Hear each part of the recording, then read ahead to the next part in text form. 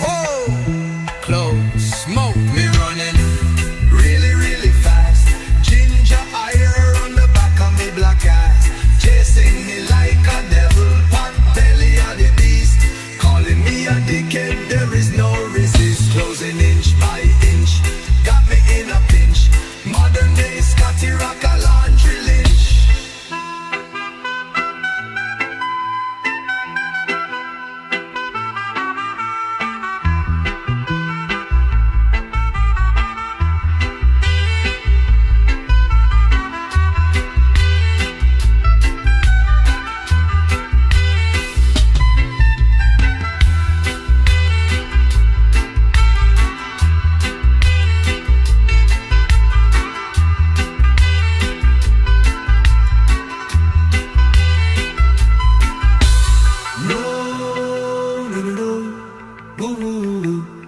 Or you will get turned out.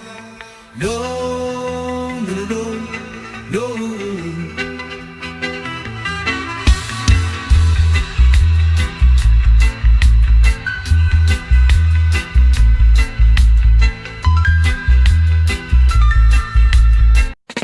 Suck Sullivan, don't mess with his load, or you will get undone.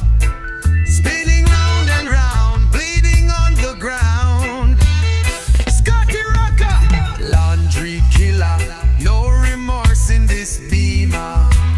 Fabric assassin, hood cleaner, coming for your Rasta queen. Rape on the washing machine, no use to fight back. MMA, knock your nigga head like a KKK. Hush your nigga mouth if you can't walk the talk. Smokes. Me running really, really fast. Ginger eye round the back of me black ass. Chasing me like a devil. Pot belly of the beast.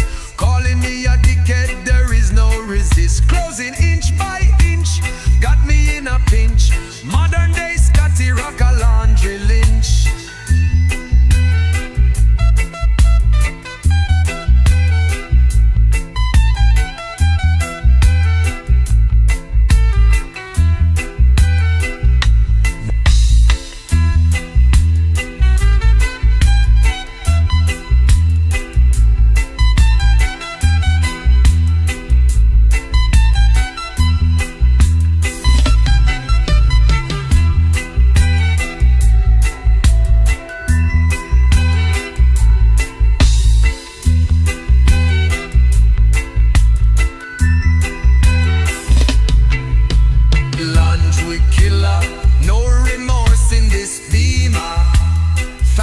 Assassin, hood cleaner, coming for your Rasta queen.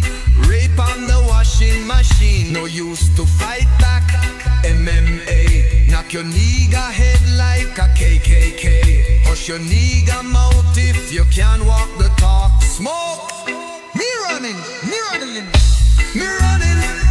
really fast. Ginger eye on the back of me black ass. Chasing me like a devil, pot belly of the beast. Calling me a dickhead, there is no resist. Closing inch by inch, got me in a pinch. Modern day Scotty Rock a laundry lynch. Chasing me like a devil, pot belly of the beast. Calling me a dickhead, there is no resist. Oh, close smoke. Me running really, really fast. Ginger ire on the back of me black ass. Chasing me like a devil, pot belly of the beast. Calling me a dickhead, there is no resist. Closing inch by inch, got me in a pinch. Modern day Scotty Rock a laundry lynch.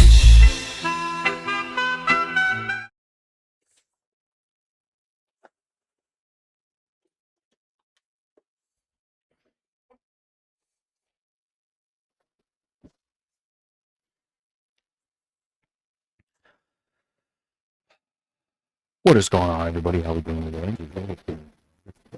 Doing a Friday stream. I just happened to get home at the right time to do one, and I'm looking forward. Like I want to start putting a little bit more effort into my streams again, right? And even if it's just something as simple as like, oh, a kick exclusive, we're gonna play some AOE and listen to some music, or hey, I have some fights we're gonna watch, or just anything like that, right? I'm looking forward to finally getting my setup to where it is supposed to be, especially for like certain special streams like Halloween, Christmas, things like that. If I was in this place at this time, excuse me, the right time next year, maybe even Easter, right? I would love to do special things like that, and just have a good time with it. Have a good time with it. But yeah, sorry, one second. I'm still kind of getting everything together. But for now, we're just kind of doing our thing. I'm not going to lie, morale has not been very high for me with this. I'm not doing it because I think I'm going to make like tons of money or I'm going to get tons of viewers or anything like that. But um, I've been doing the whole stream just to hang out thing for so long. I'm starting to kind of get sick of it, and I want it. I need the variety again. I'm thinking about starting Fallout 4 playthrough. I just have to select like a specific day of the week that I can actually get away with doing it. My Mondays and Wednesdays are about to open up quite a bit. I'm not going to have teaching. I'm not going to be coaching on those days anymore because I just can't fucking do it anymore. I gotta take care of myself. But if that's the case, then it'll be a lot easier for me to stream on Mondays and Wednesdays again. But if you want to call that housekeeping, that's the housekeeping that we have for today. It was just stuff I've been thinking about, because it does get a little tough doing the same thing over and over and over again. Where eventually you just kind of sit here like, dude, people don't love the hell out of it. I know I have a small sort of cult following, if you will, among some people, and I appreciate the hell out of everybody who's here. Thank you all so much. All four of you that are fucking here right now. But I got to get back on a regular schedule so that people know when to expect me to stream. Excuse me. And that's not just day, but it's also time too. And then I also have to start doing stuff again. It's not that I want it to grow. I would love for it to grow, but I just don't want to lose any more than I have already lost, is essentially what it is. I don't know how much longer I'm going to be doing this for, but I could, if I felt like it, just quit now. And it's like, what's lost? It's just me sitting in front of a fucking camera talking about nothing. Well, not nothing. Usually we're talking about something that's important to me or I think is important to the world or something like that. But the thing is, people don't appreciate just doing that. You have to do the song and the dance. You have to shuck and jive for them, or else they will lose interest. But what's going on, Smart Moron? If Makhachev wins, he'll officially have the longest win streak in UFC history, surpassing Anderson Silva, and he'll have title defenses in two separate divisions. Is this enough for GOAT status? I think it makes him a lot better than Khabib Nurmagomedov. I'll say that. I actually like Islam. Islam doesn't seem too concerned with it, but I do kind of feel bad that he's living in the shadow of Khabib Nurmagomedov. Like he isn't his own man. He isn't. It's like he isn't doing it himself. It's like what was it like Abdulmap or Abdulmanap or some shit like that? Habib's dad. It's like he was being piloted by Habib's dad, and then now Habib himself. And me personally, I would not want to be in that situation where it's like, what, everybody's gonna fucking sit here and act like it's like Habib had his hand up my ass and he was moving me around like a puppet as if it wasn't me doing it, right? But I don't think Islam really cares that much. I don't know what his deal is, whether it's kind of a stupidity thing, if I'm being honest with you, or if it's a that he just like loves, he just loves the Nurmagomedov clan that much that he's like, oh yeah, sure, I'll be in the shadow of a guy who selectively won or was very selective about opponents, is rumored to be a steroid cheat, etc., etc. Not that, if Habib was able to get away with it, I'm sure Islam would probably be able to get away with it too, right? Ian Gary winning would be hilarious. Yeah, it would be pretty funny. it's funny how he's just like is saying he doesn't believe some of the stuff that he says, but is it like is he embellishing? Is he making it even more ridiculous for the camera? Is that what's going on right now? Is that how he's doing this? You know, I have no fucking clue what the hell that guy's up to. I couldn't tell you, but yeah, he's just making himself as unlikable as he possibly can, and I don't think it's just because that's who he is as a person. I saw the PETA ad, as a lot of people did. Of course, he would be a vegan. The thing about someone like Ian Gary, I'll be honest with you, he's just like he even looks unlikable. He's just someone who, like, if you just look at him, you're just like, man, I don't want to like that guy. I do not want to fucking like that guy. It is tough to want to like this dude. You know. Man, I am excited for that, though. We're going to be streaming for that. We'll probably still be here for the streaming because, just the way everything's going down, I'm probably not going to be able to get my shit to the new place. But it's also getting a little old. I'm going to be honest with you. It's getting a little old, dividing my time between here and the new place. Like some days I'll stream and then I'll just go home. Other days I'll stream and, like, if I have work the next day, I might just be like, fuck it, I'll stay here. This is one of those times where, like, me and the wife, we went into Boston, and we got back and I was like, you know what? I think I want to stream tonight because she was going to bed real early. And I knew that I was going to be up forever because I'm a night owl. So I was like, yeah, fuck it. Hey, I'm not too far away. I'll just go hang out. I'll stream. I'll either spend the night here and then wake up and fucking me and the wife will get breakfast, or, I'll go and I'll hop in bed at like 5 a.m. One of the two. One of the two is gonna happen. But yeah. 1 sec. I wanna check my phone because my wife actually did just message me a second ago. Sorry. Oh man. But yeah, we're going to be streaming for that, is the bottom line. We're going to be doing our thing with that, and it's going to be a good time. I hope it's a lot better than Conor McGregor's return, And I do hope Ian Gary wins, even if he's a very unlikable guy. The annoying thing about Ian Gary winning is that he wins, right? Let's say he wins.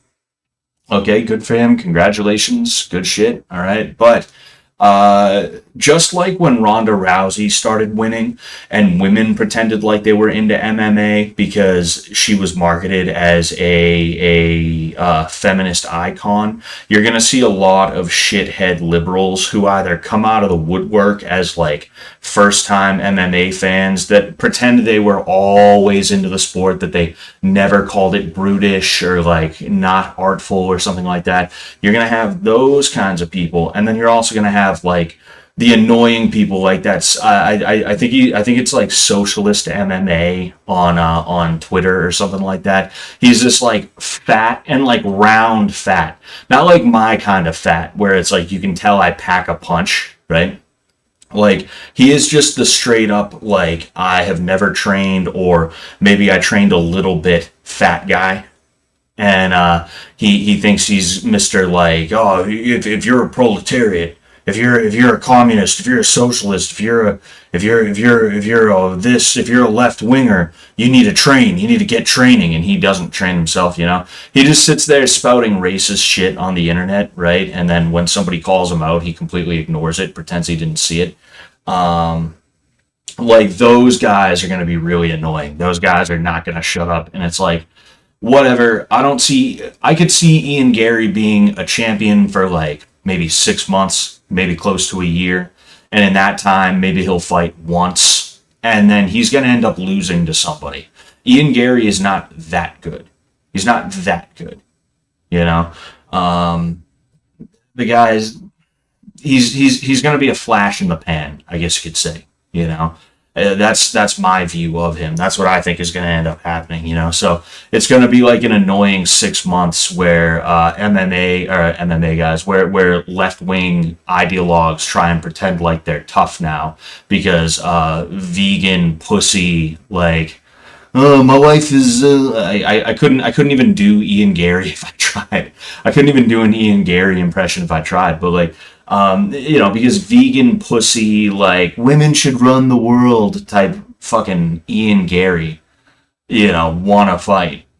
It's like, man, funny as hell too because I remember when I was it Paul Hughes or was it Ian Gary? I think it might have been Ian Gary. He was like he gave someone a hug after a fight and he was like, "I'm not like that other guy, McGregor." He like disavowed McGregor after one of his fights or something like that. That might have been Paul Hughes. But like he disavowed McGregor after his fight, and then later on, I heard Ian Gary like talking about Islam, like you're Habib's protege, I'm Conor McGregor's protege, and it's like, oh, okay, all right, okay, you know, you're probably one of those dudes who believes the rape allegations, even though they were proven false in a court of law, but since it's a civil court and the innocent till proven guilty, and the burden of proof being on the accuser doesn't actually matter in civil court. That's not how that works. It's literally just like a judge decides how they feel about this situation that day. That's literally what civil court is. Civil court is like the female version of regular court. And thank God, excuse me, thank God criminal penalties cannot be handed down from civil court. But guess what? Eventually, it would not surprise me to find the feminist movement pushing to get criminal penalties to be doled out by civil courts. Because again, like the way that things go in a civil court is not the way they go in a criminal court. But anyway, hi Scott, took an easy week for this week's training schedule. Worked on foot sweeps today though. That was fun. That's pretty cool.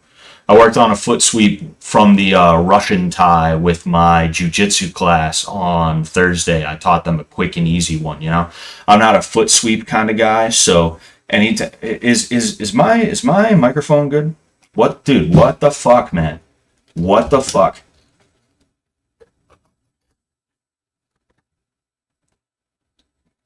You got to be joking, man.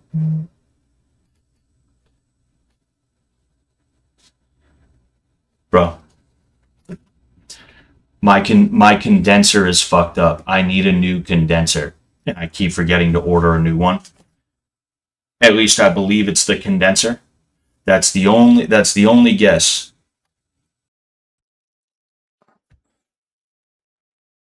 Testing, testing. Yeah, yeah, yeah. You see, now it's good. Now it's good. Testing, testing, testing. Yeah, now it's good. Now it's good. What the fuck, dude? See, there's something up with my condenser where it just stops working, right? It's not even that it like shuts off. It literally just like it loses power. Like the connection just goes dead for no reason. It's not unplugged. I don't touch it. I don't even look at the thing. I just happen to look at the thing and I noticed that the green light that shows that it's connected was off and I was like, "Yo, what the fuck?" And I already replaced the USB cord. So that only, and not just the USB cord, but also the XLR mic. So the fact that it is still fucking up, that tells me it's not just the USB cord and the XLR. It is the condenser itself, which is really annoying because that just means I need a new condenser, which means I got to do all this other fucking bullshit.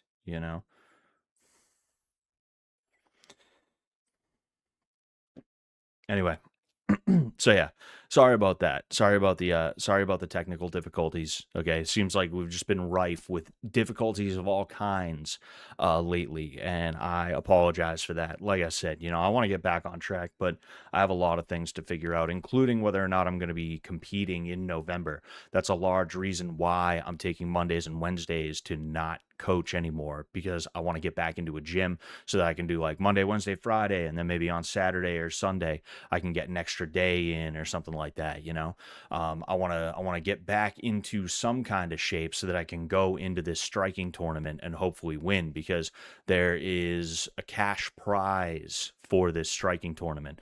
And it's not a tournament that's going to be like, you're not going to have like a ton of stiff competition there. You know, I'm using it, one, because it'd be nice to get a gold medal and a little bit of money for a couple of wins, but then two, I want to see how I feel when I'm actually in there against somebody that I don't already know, that doesn't have my best interest at heart. Because if I am going to fight again at some point over the next 3 to 5 years, let's say, I want to make sure that I still kind of have it in me, because that's the worst thing you can do.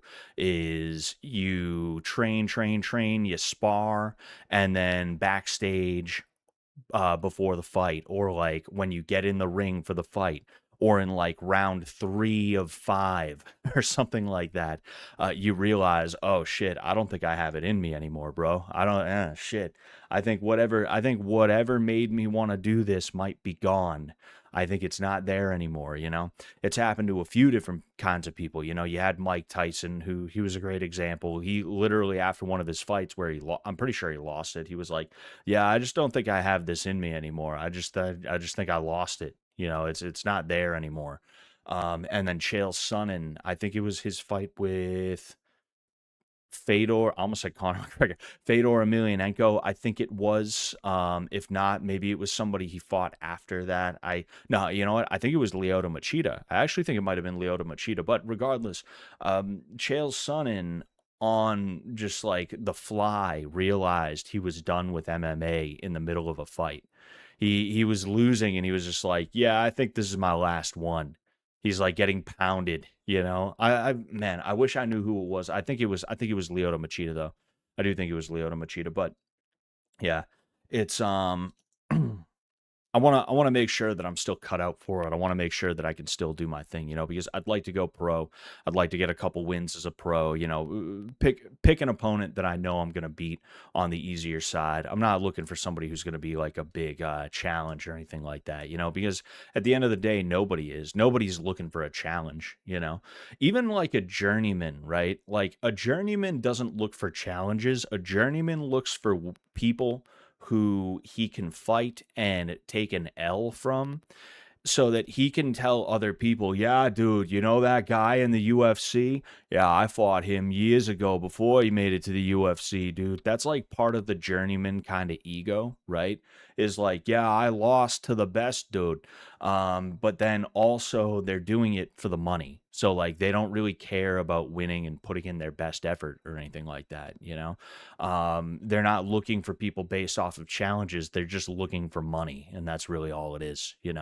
So, like, nobody looks for challenges in MMA anymore. Nobody has looked for challenges since, at least when I started, is when maybe a little bit before that, right? Like I noticed, that's when people started to like cherry pick opponents and try and stack the deck in their favor and stuff like that. And that's fucking, I don't like it, but you know what? If I'm gonna get back in the ring, I'm not gonna be like, yeah, I'm just a weekend warrior at this point. I don't have aspirations anymore. Give me the guy who has aspirations. I'm not trying to be that guy. I'm not trying to do that. That is very, very foolish. Very foolish. Oh man. But yeah, I was going over the Russian tie, and I used a foot sweep from the Russian tie, and it was a really good one. I had a good time with that one, because it's a really easy foot sweep. I'm not the kind of guy who's usually like a foot sweep guy. I'm not big into judo. I want to do judo because it'd be nice to work my way up from white belt to black belt again, and it'd be cool to have a black belt in two grappling arts, specifically, two that complement each other in such a good way.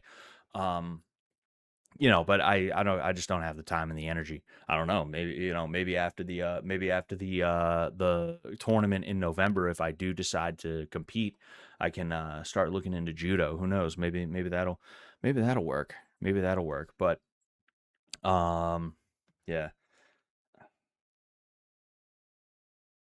Sorry, I'm looking at a couple of things. You see, I had excuse me, jeez Louise. I had to do two streams here, right? I had to do two streams. The first one, I had technical difficulties because somebody came into the chat and said, hey, PFL is streaming live right now. You should react to it. They said you're allowed to. Like, people are allowed to react to the PFL stream on the YouTube channel. But the thing is, when I go to PFL's channel, I'm going to show you guys what pops up.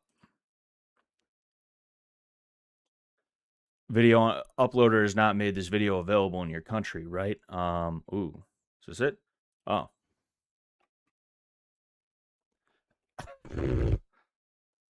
Oh yeah. Oh yeah. That's cute. That's fucking cute. But yeah. It's just fun. Like, I wanted to do that. So instead what we're going to do is we're going to watch the Sabaki challenge, which is something that I excuse me. We're going to watch the Sabaki challenge, which is something that I figured out about kind of recently. Recently is in like within the last couple of hours.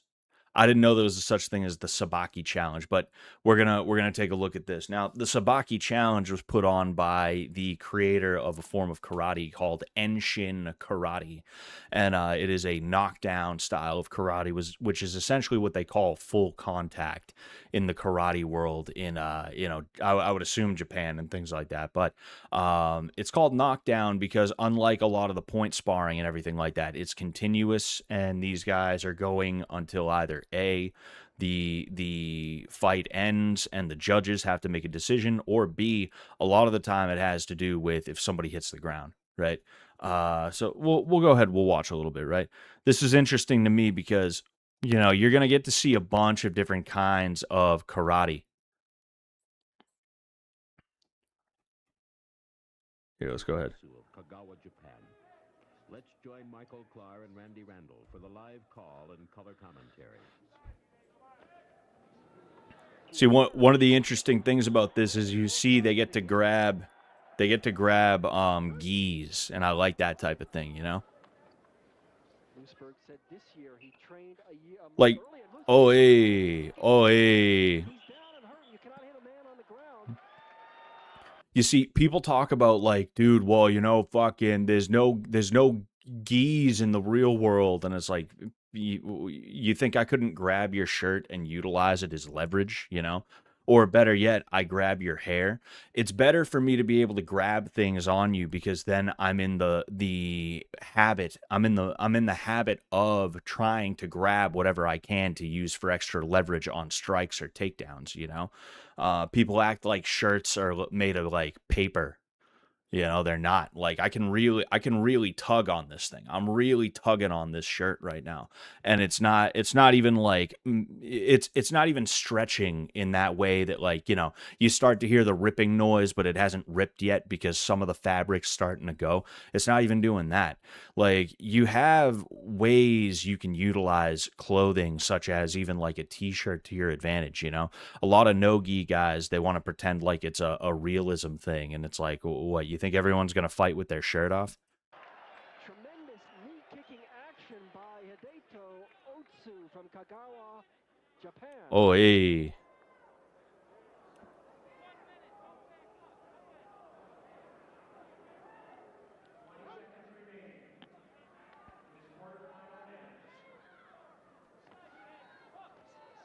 See, that is one thing about that. Oh, hey. That is one thing about Kyokushin rules, because that's essentially what this is Kyokushin rules, right? That is one thing about Kyokushin that I'm not the biggest fan of, although I see why they do it, is that there's no punches, right? Oh, hey. Just bopped him right in the head.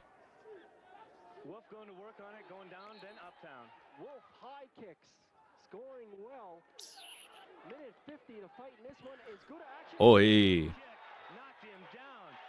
See, like, this is the path that karate was on for a while, and then the UFC hit, and people started drinking the Kool-Aid on Brazilian Jiu-Jitsu, which I say that not because Jiu-Jitsu's bad. I have a black belt in it myself. Why would I bother with it if it was bad? But, like, karate was starting to kind of rehab its image in a way. This was not the only thing like this that existed. You also had examples of them doing, it was like a challenge from like the Kyokushin camp. They invited like the best Kyokushin guys and also the best dudes from like Enshin and Seido and stuff like that. Other forms of karate that branched out from Kyokushin. And I think they called the tournament like World's Strongest Karate or something like that, right? And like people were finally people were fine. Let's see that bang kick that lead leg. When does Jean-Claude Van Damme show up? He's in the back doing some coke. He's gonna be out at any second. Roddy can be cool like Thompson and Machida. Yeah, oh yeah, you know. Like the problem is that there is a little too much adherence to tradition and adherence to theory in a lot of other martial arts out there, you know? Like I actually think of all the Chinese martial arts that are not Sanda, Wing Chun could actually be really good. The problem is they have to tweak the way they do things a little bit so that they're not just going to be sitting here doing that, doing fucking that with their chins out, not protecting their heads, right? If they shrugged their shoulders instead of having here, they came up here instead, and they really like when they threw punches, you see how like I'm kind of let me get a better angle, right? You see how I'm like protecting my head, right? If they started throwing like that instead, I actually really believe that would make Wing Chun guys a lot harder to deal with, right? And then there's other aspects of like their defense and stuff like that. If they tweaked it, I don't think it would be the worst traditional martial arts specific. Oh, crazy kick. I don't think it would be the worst Chinese martial art at the very least, you know? It's just these guys. Oh, beautiful kick, man. That's such a beautiful kick. But what was I saying? Yeah, but like that's the thing is they're so focused on adhering to tradition and they're so focused on adhering to folklore essentially, right?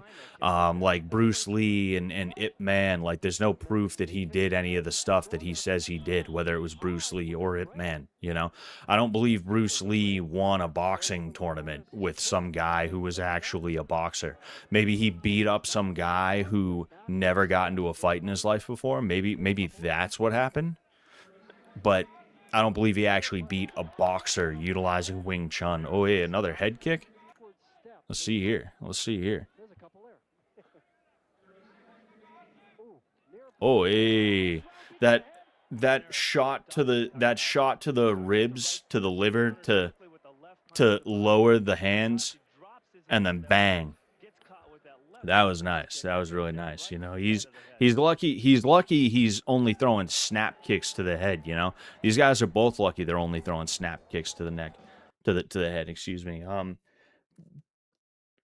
Does karate have a McDojo problem like jiu-jitsu, where some guy in a mall gives you a black belt after a few months? I mean, that's where McDojo comes from. It's a bunch of karate and kung fu guys who are like, yeah, come to my gym. I'll teach you some shit, and I'll tell you you're a real fighter. And you know, you just keep paying your dues and keep paying your promotion fees, and you know, you'll get a black belt, right? Like even the karate that I did, it was called Seido Karate, and it, like I said, it branched off from Kyokushin, right? The founder of the style was actually one of, I think it was like two Japanese dudes who went to Thailand and took on Thai champions and won. They did this like Thailand versus Japan thing where they took, I don't know if it was all Kyokushin guys, but it was, you know, guys that were willing to fight Thai champions. And it was kind of a mixed bag where like some of the Thai guys won and some of the karate guys won. And one of the two or three karate guys that won was the founder of the style of karate that I did. His name was Tadashi Nakamura. And, you know, I wish I could find video of that, but it is like confirmed. It is actually confirmed, right? This isn't like the Bruce Lee, no one can find the guy that he beat. There's no witnesses to him beating that guy in that boxing tournament thing. Like there were witnesses to Tadashi Nakamura beating that Thai champion. I forget the name of the Thai champion, but you get the idea, right? Um, what was I gonna say? Like, he broke off from Kyokushin.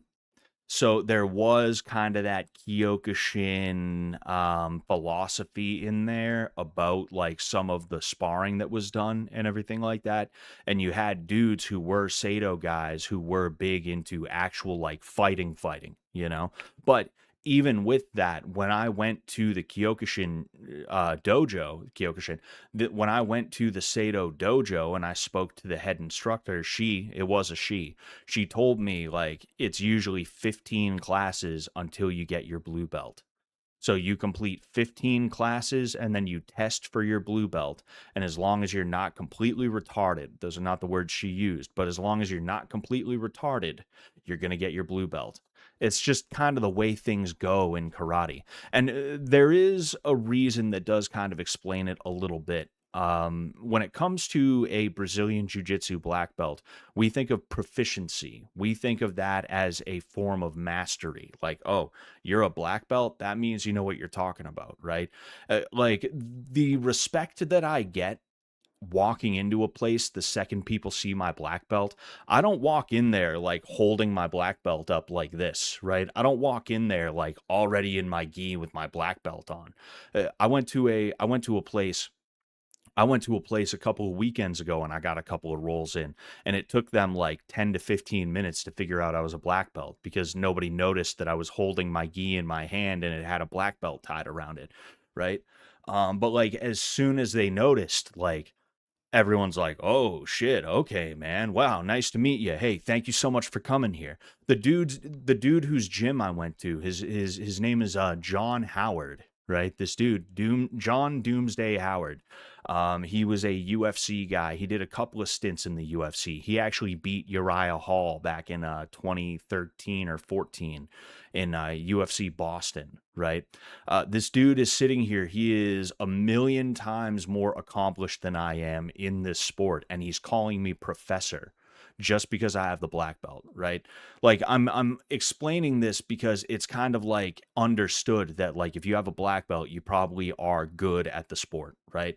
And I'm also still kind of flabbergasted about it. I'm like, wow, John Howard is calling me professor. This is kind of fucking crazy. I guess I got to call him professor now because I'm not gonna let that be a one-way thing. But anyway, the point I'm making is when it comes to Brazilian Jiu-Jitsu, a black belt is considered mastery, right? And you're not 100% wrong for thinking that way. That is the way that the founders of Brazilian Jiu-Jitsu intended it to be when they introduced the concept of a black belt, is that if you're a black belt, you should at least be pretty fucking good by now.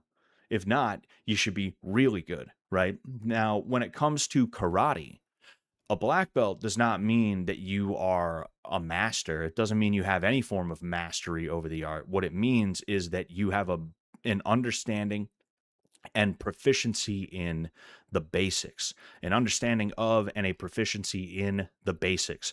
And now that you have your black belt, the real training can begin. Is literally the verbiage that I have heard from multiple different black belts of multiple different karate styles. So when it comes down to it, like a black belt in karate, I mean, it sounds cool. It sounds like somebody would have some kind of like mastery, like it would be someone you really, really need to listen to because, they're going to be the ancient Chinese master type bullshit, or I guess ancient Japanese master type bullshit, but that's not actually how it goes. I had to call, the honorific title that was utilized for my black belt, for my head instructor, was not actually sensei, it was senpai for the first year and a half to 2 years that I knew her. And then eventually she got her whatevereth degree on her black belt and she became known as sensei. They bestowed that title upon her, right? You're not even like a sensei just because you get your black belt. You're still kind of only considered to be like an older brother or older sister type figure as far as like the way the class goes, Um, but yeah, so that's the thing people got to understand about karate black belts is like it just because you got a karate black belt doesn't mean you're like good even just at the karate. You probably still have a lot of holes in your game. You just have an understanding of the basics, all the katas. Maybe you've been sparring a little bit for a little while. But you got to keep moving on. You got to keep doing your thing, you know. I hope that makes sense. Is that why Bruce Lee sourced out? He mentions the limitations of the martial art. What do you mean sourced out? You mean like why he looked for other arts besides Wing Chun? I mean, yeah, I'm sure that's at least part of it, but I also think Bruce Lee was just kind of making it up as he goes a lot of the time, if I'm being completely and totally honest with you. I mean, I want to watch a little bit more of this Sabaki challenge, but since we happen to be on the subject of Bruce Lee, I'm going to show you Bruce Lee hitting the heavy bag, right? Bada bing, bada boom. Oh, Trish is live. Trish is live. She's hanging with Malia, Tyler, and Joseph. Apparently it's Malia's birthday today. We're gonna Lunch tomorrow? Pass. Farmer's market? Nope. Oh, double matinee. French New Wave. No way. What's the description? Or my description?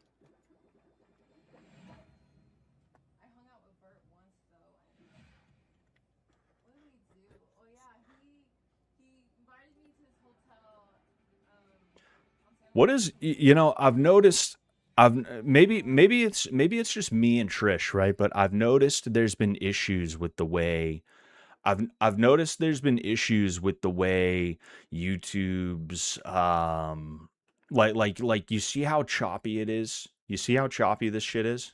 You know? went to the bathroom. Wait, is that her sister? Why she got short hair? I bet she'd be a lot cuter, Trish's sister, if she grew her hair out, Hi. you know? Oh my gosh. I'll show you videos of him. Anyway.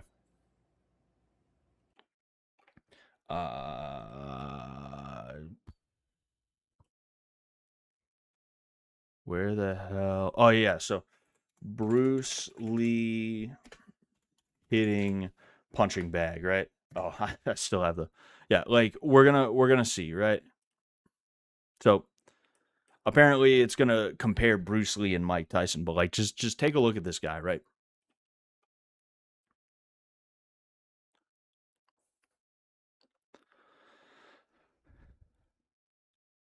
Is there sound?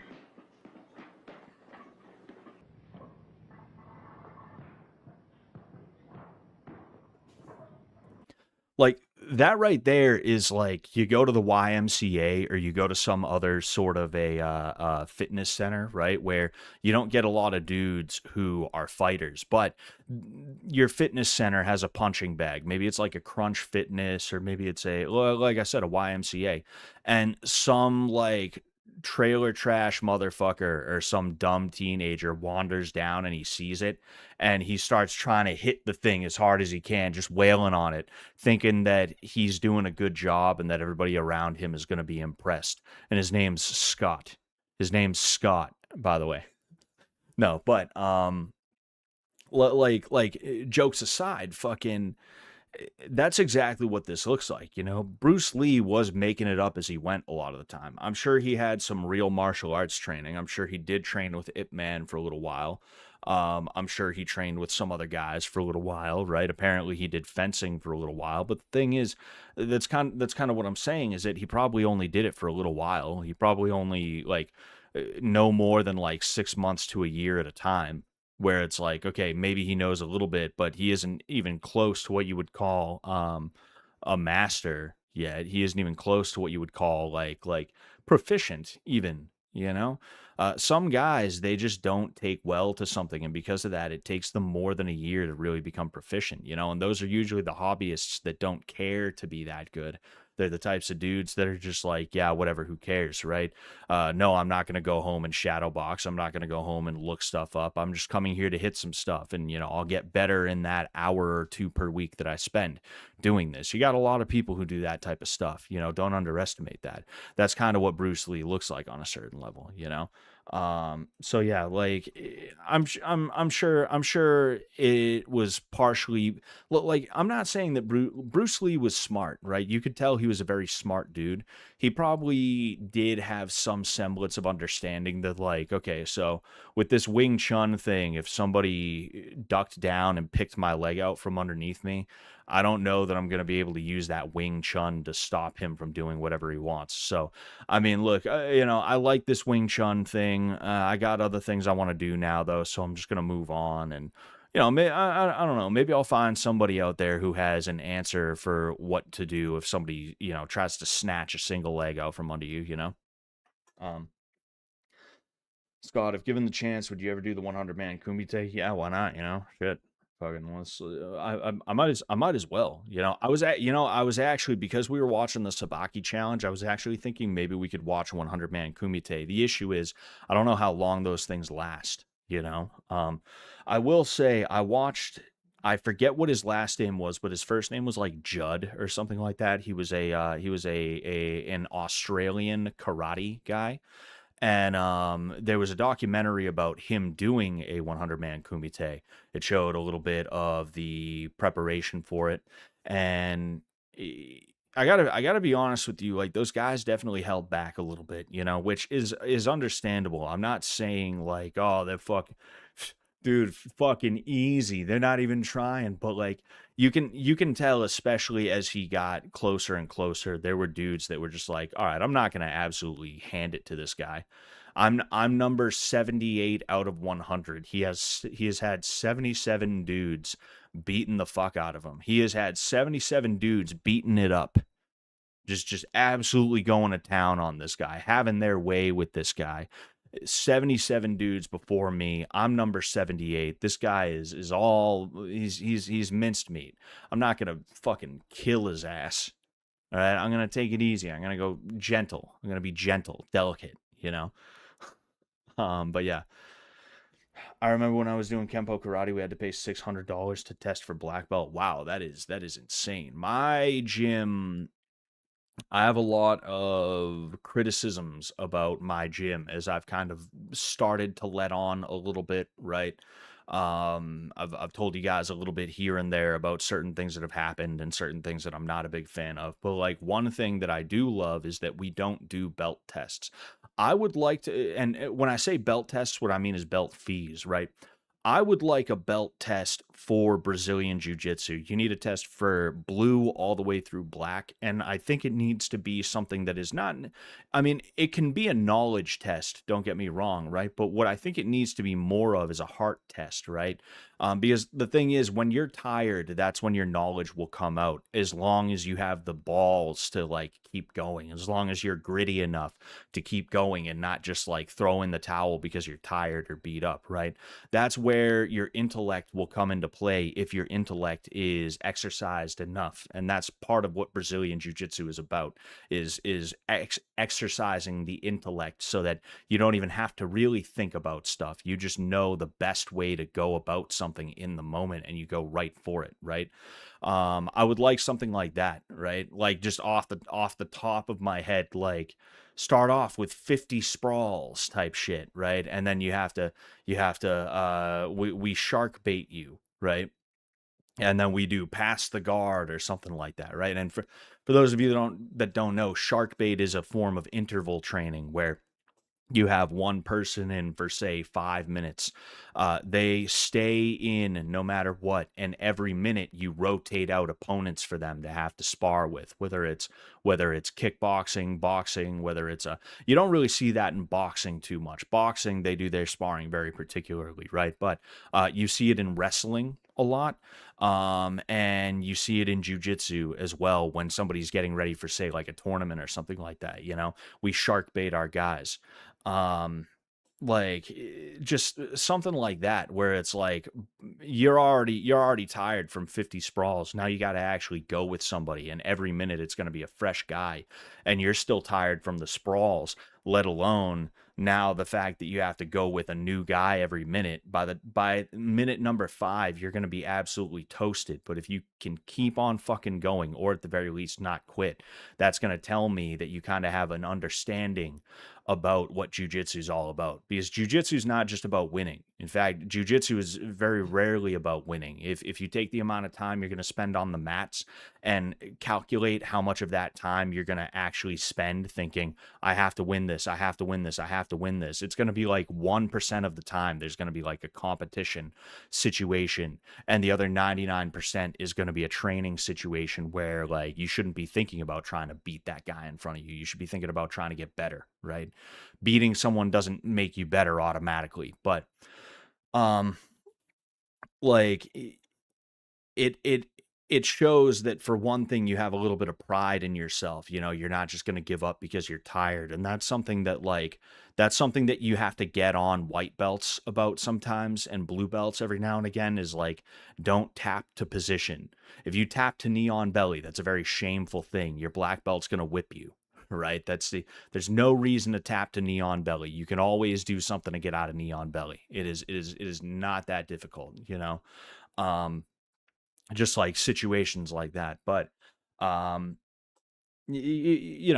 think there should be a heart check in order to get your next belt, but I would never make somebody pay for that heart check.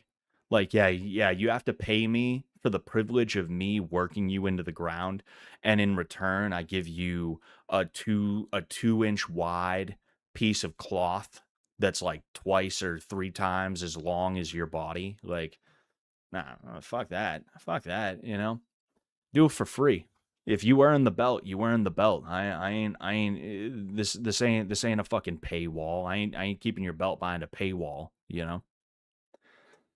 Sakuraba mogged Joy Jitsu. Oh yes.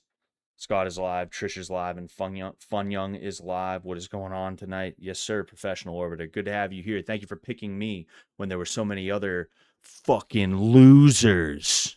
Fucking losers you could have picked from, huh? Man. It's $600 to test, another $600 to pass. Yeah, that's and that's kind of what makes a McDojo a McDojo. Like not all McDojos are the same. A lot of karate is just not good for fighting. It's more about tradition, and like it's martial in that the foundation of it was that like it comes from fighting, but that doesn't mean it's good for fighting, like Aikido, that comes from fighting. It's a descendant of, say, Japanese jiu-jitsu, but it's not good for fighting, right? So it is a martial art by definition. But like, if you have a McDojo, even one that a traditional karate school would like turn their nose up at, it's usually going to be a situation where it's like, you give me that 600 and you basically can't fail your black belt test. You basically can't fail because of the fact that you're paying me. There's no way I'm going to let you fail because, shit. Or you have to try really, really hard to fail, I guess you could say, I looked up how much the belt costs on Century, and I paid a 6,000% markup. Yes, I am not surprised. I am not surprised. But yeah, So I just looking around here for a second. Where's the? Ooh, shoot me. Scott tossing around Makhachev and Habib with Aikido at the same time. I'm not gonna lie to you guys. I fell for Aikido in high school. Before I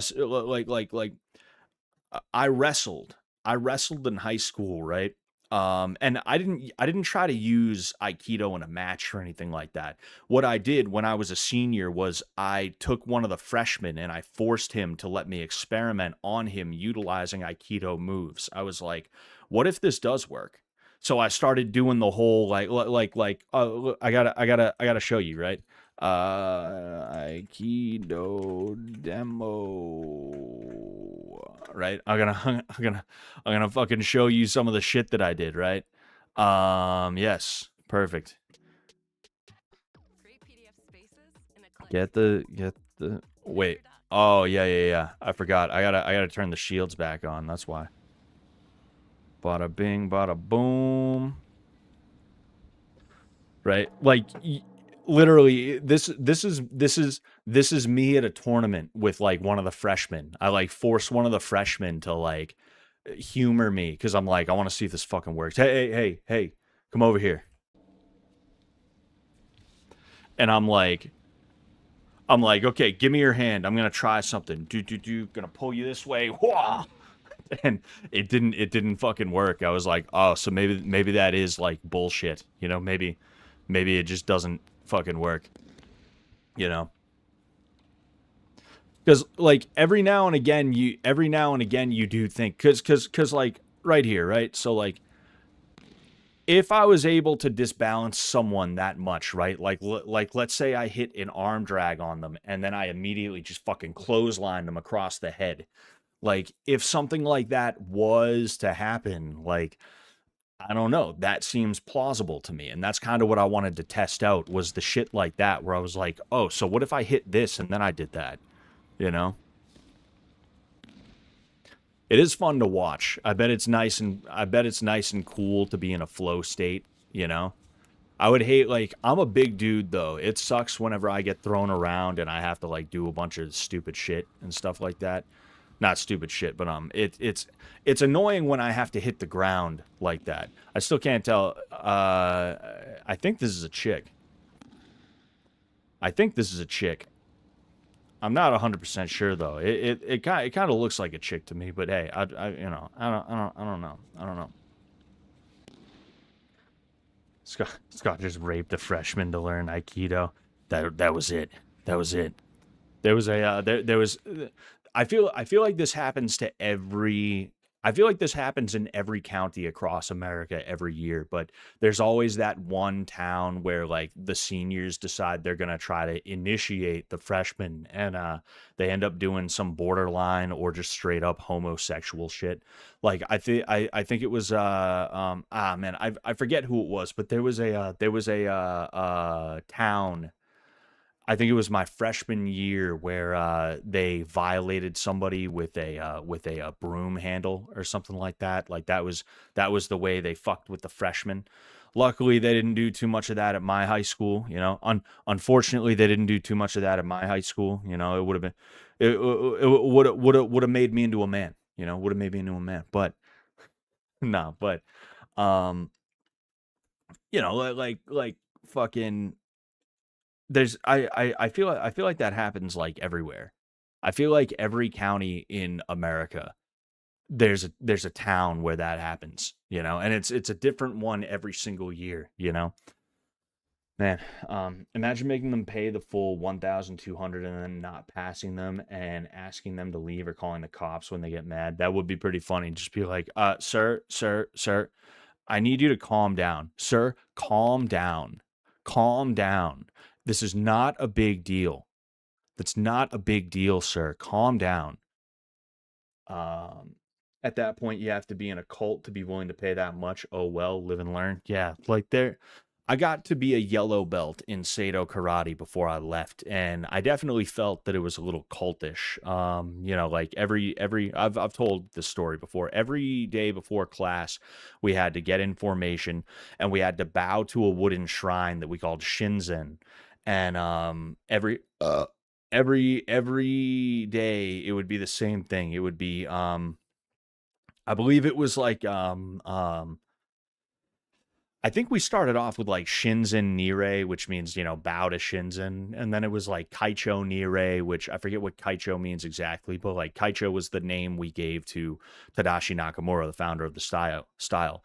And then there was Nidaime, which I do remember was second in command, is what Nidaime meant. And that was Kaicho's son, who, when, you know, Kaicho dies, is going to take over the Seido organization and he's going to lead it himself.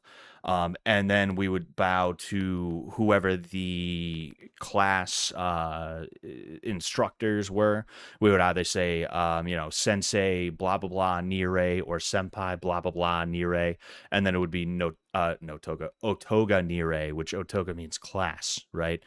We would do that, which, okay, that's a little weird, but I mean, it's whatever, you can get over that a little bit, I guess. But then, like, we would do meditation every, like, third or fourth Friday. And the meditation wasn't just like, sit there in silence and be one with the universe. It wasn't just that. It was literally like, we would be meditating, and the instructor would be reading from a book of essays by Kaicho, and there was not recommended but mandatory reading that I was going to have to do eventually, which was like, I think it was a biography about Kaicho, and then there may have been like one or two other books of like philosophy or something like that that I was supposed to read from him.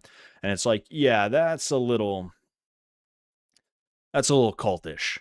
Is it like, I mean, look, is it Marshall Applewhite? No, it's not. It's not that serious, but like it is like, yo, like, don't get me wrong. The form of Muay Thai that I did, or at least the brand that I trained under, I guess you could say, was Sit Yat Tong Muay Thai, which was a very famous school of Muay Thai. It was a very famous gym in Thailand and then throughout the world, especially in the early UFC. Sit Yat Tong was kind of a big deal. A lot of guys in the early UFC were Sit Yat Tong guys, but like we had a picture of Crew Yod Tong on the wall, right? And we wouldn't like bow to it, but like if anybody asked, hey, who's that? Oh, that's Crew Yod Tong. He founded the style of Muay Thai we do, Sit Yod Tong. It means students of Yod Tong, or student of Yod Tong. That's what sit means. And yeah, hey, he put together one of the best schools in Thailand for a long time, trained some of the best of a bunch of different generations, and, there we go.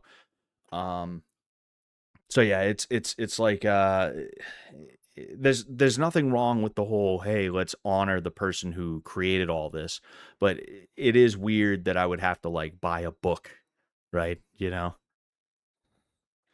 I pick up the book by Kaicho, I open it up, it's just Mein Kampf.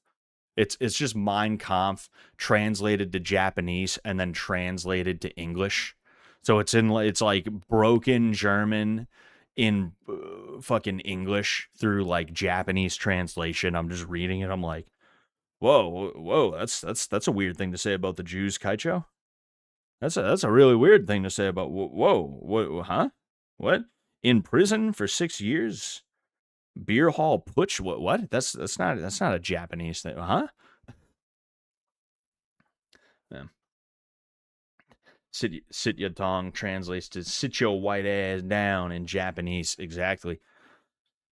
Hammer the nail on the coffin with his cult stuff. The Kempo school I went to forced everyone to kneel down and bow whenever a black belt whenever a black belt student would put on or take off his belt. Yeah, that is pretty. That is yeah. That one's a little much. I can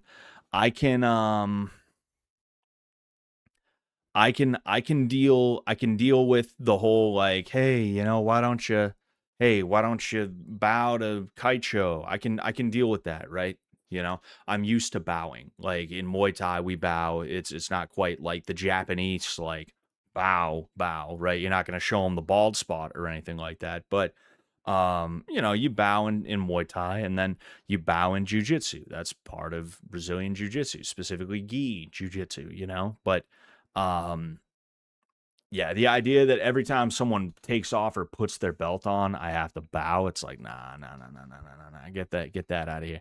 Get that the fuck out of here. This is interesting right here. We're gonna watch a little bit of this because Morihei Ueshiba O Sensei, rare Aikido demonstration from 1957. This is the founder of Aikido right here. This is the guy who created it. I'm gonna go ahead. I'm gonna mute this music because even though it sounds like it's probably cool, it's also probably some kind of bullshit there. Bullshit. Some kind of a copyright thing.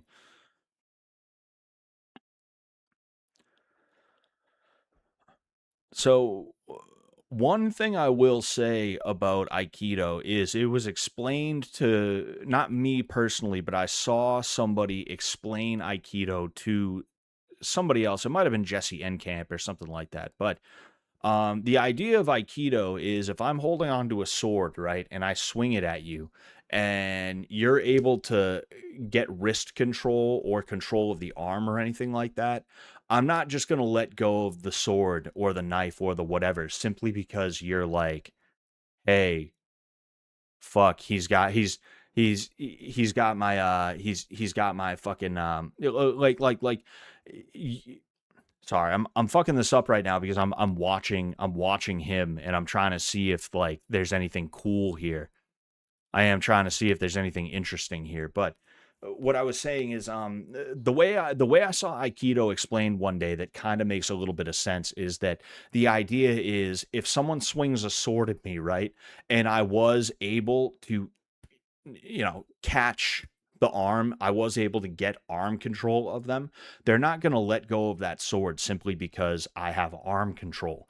If anything, they're going to be scared shitless that I'm about to get control of that thing. So they're going to be holding on for dear life, holding on for dear life, holding on for dear life. And the idea is that I am going to keep that energy going in whatever way that I'm able to, and I'm going to utilize that to get some kind of a throw to take this guy down and take control of him somehow.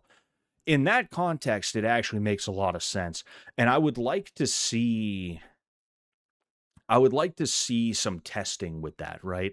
Specifically with swords, because in not Aikido demonstrations, but I've seen some Aikido competition, if you will. I've seen like live pressure testing, if you want to call it that, uh, from Aikido utilizing knives, right? Not like real knives, but a fake knife, a dummy knife. I want to see what would happen if somebody was swinging a dummy sword instead. What would happen to Mr. Aikido guy? I am curious about that. I would like to see that, but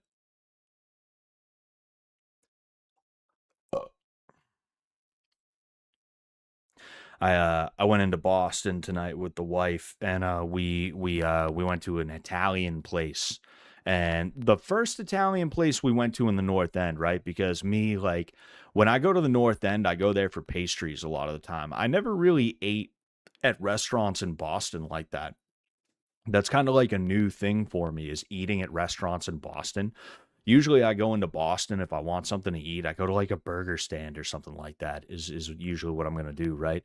The first place we went to was awful. We paid $100 for like a pretentious, like bullshit Italian dinner, right? I got some lamb, and it was like some of the worst lamb that I've ever had. And instead of mashed potatoes, they gave me polenta because it's an Italian restaurant. So they got oh, hey, we do the polenta. They couldn't even give it to me in like a cake or anything like that. That's interesting what he just did there, but I do want to watch that. The place I went to tonight was fucking nice. It was really, really nice, really good restaurant. I had some veal parm with some spaghetti, and my wife, she got some penne with a bolognese sauce, and I got bolognese on the veal parm. It was very good, very good. I just I ate her leftovers before this. My wife never eats leftovers, so I don't even have to feel guilty about taking her food when she doesn't finish it. Scott, did you ever end up taking the wife to that steakhouse? It used to be the old Boston City Hall. Fuck, no. Ah, shit. I remember you telling me about that too. The thing is, I went to State the other day too. Like we took the Orange Line from State one time, but I didn't see a steakhouse or anything like that. I didn't see that.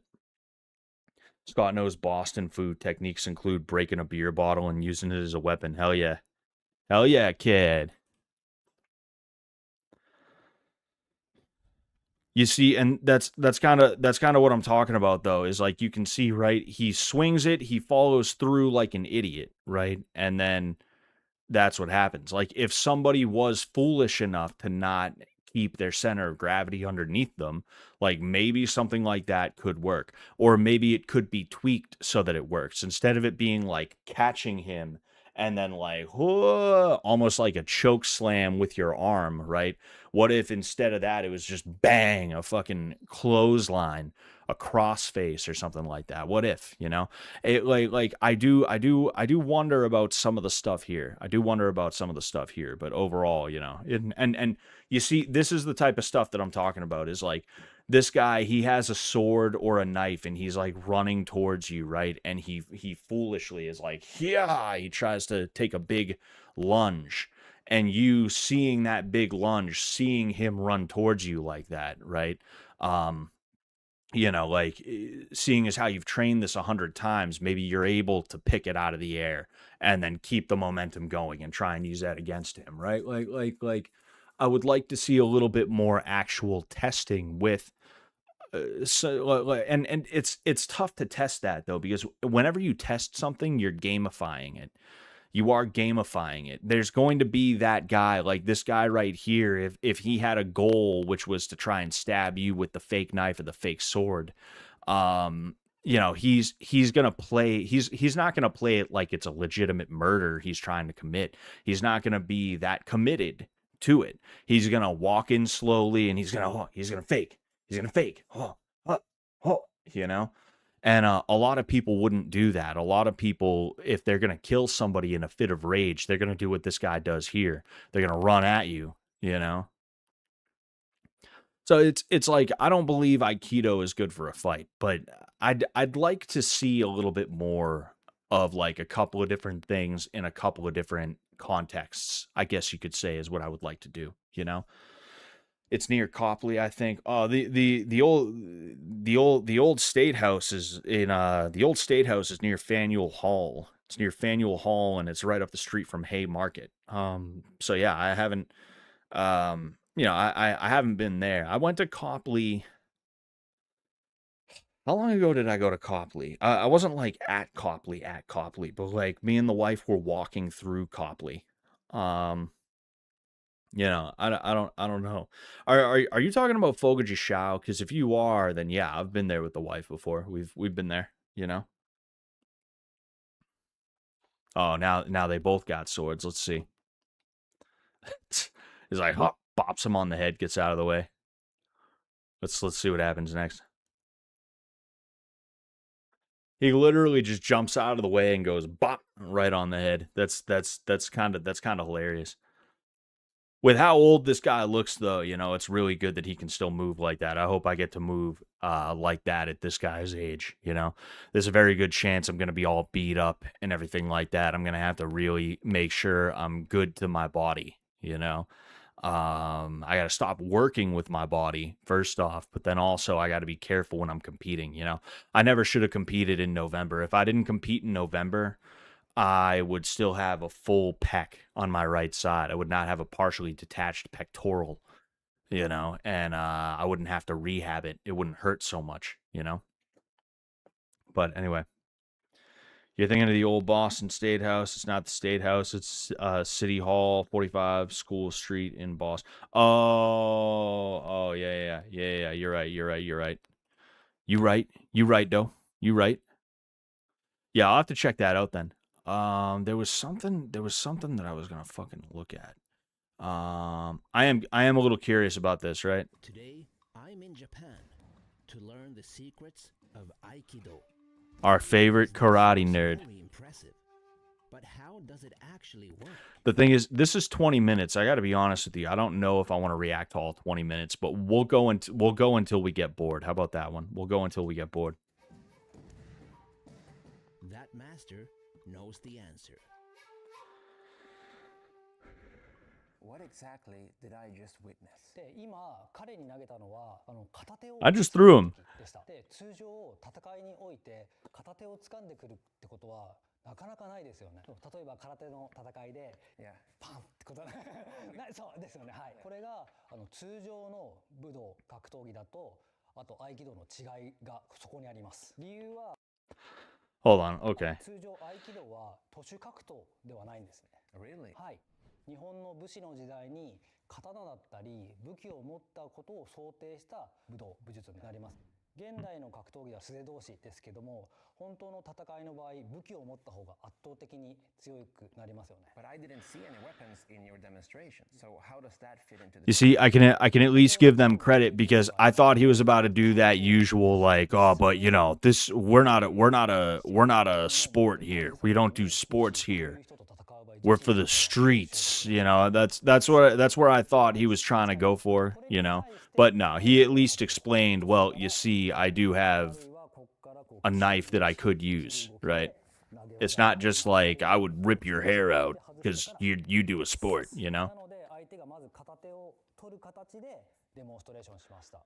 で、もう一つは逆に例えばジェシー先生が持っている場合、この時にもしチャンスがあってもこう刺されてしまうので、その時の取る技、首を返すことでナイフを取る技、それをさっきのデモンストレーションの中で。ですので、この相手の武器を取る、相手が掴んでくる、ここに合気道の技の原理が含まれてます。じゃあ実際にジェシー先生も例えばこれエンプティーハンドでも武器を持って He's just sitting here pretending he understands. Like, yes, 先生にもこの合 yes, 気 of 道の course. まず体験していただきたいと思います。 I'm very excited. All right, let's try it. で、まずちょっとさっきの単だと危ないので、こう合気道では木刀、木を使ってやります。まずこれを持った状態で技を受けていきましょう。 Let me know if you guys can't hear this right.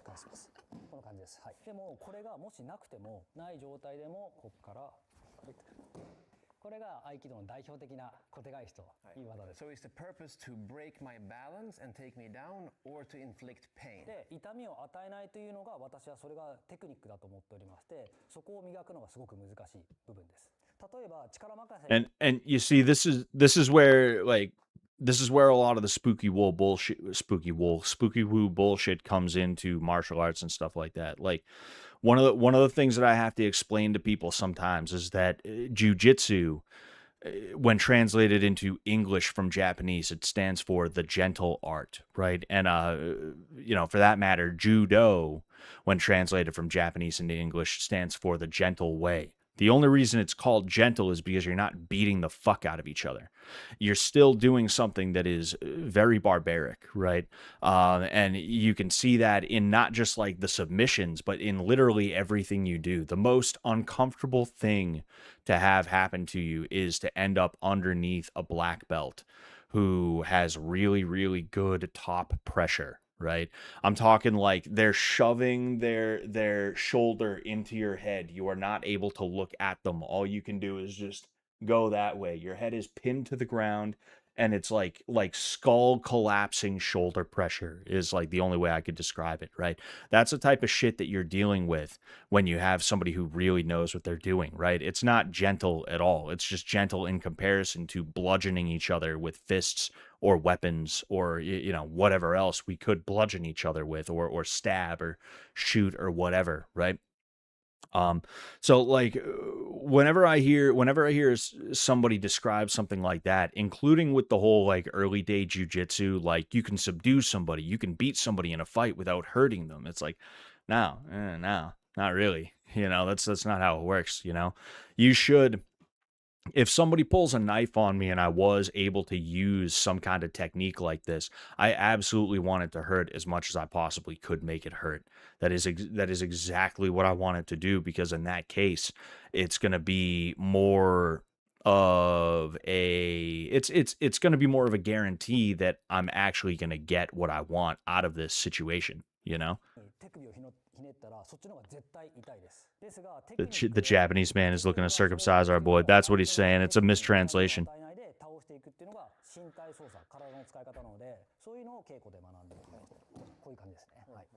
Yeah, so that's actually interesting because it doesn't really hurt, but it makes me want to fall down because it's controlling my entire body, like from the wrist all the way to the spine, by using the correct technique.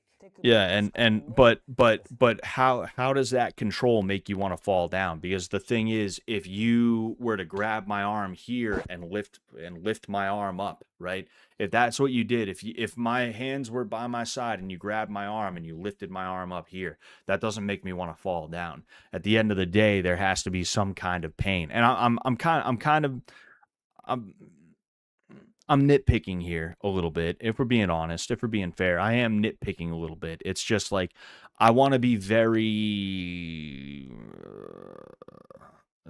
I need to be skeptical of this because what Jesse Enkamp likes to do is he likes to put people in front of cameras who are going to share their philosophy, they're going to share their theory with you, and they're going to explain from start to finish what that theory is, which whenever somebody's explaining theory, it makes perfect sense. Whenever someone is like, okay, so assume this.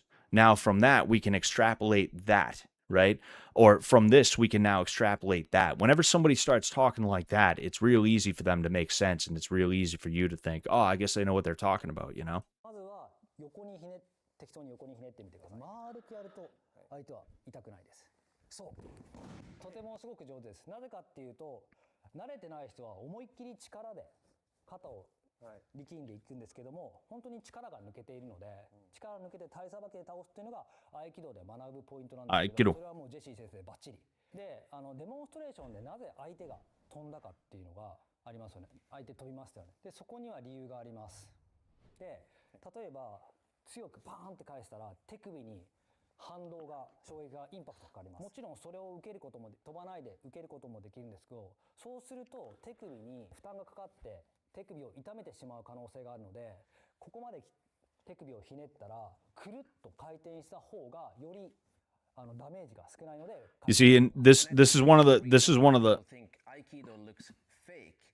I was literally like Jesse is trying to help this dude debunk the idea that like Aikido is not like bullshit by saying that's exactly what people say on the internet. I was about to say that myself, is like, yeah, like if you twist my arm that way, it's probably better for me to do a flip so that I can alleviate the pressure. But like the issue is I'm not just going to allow you to do that.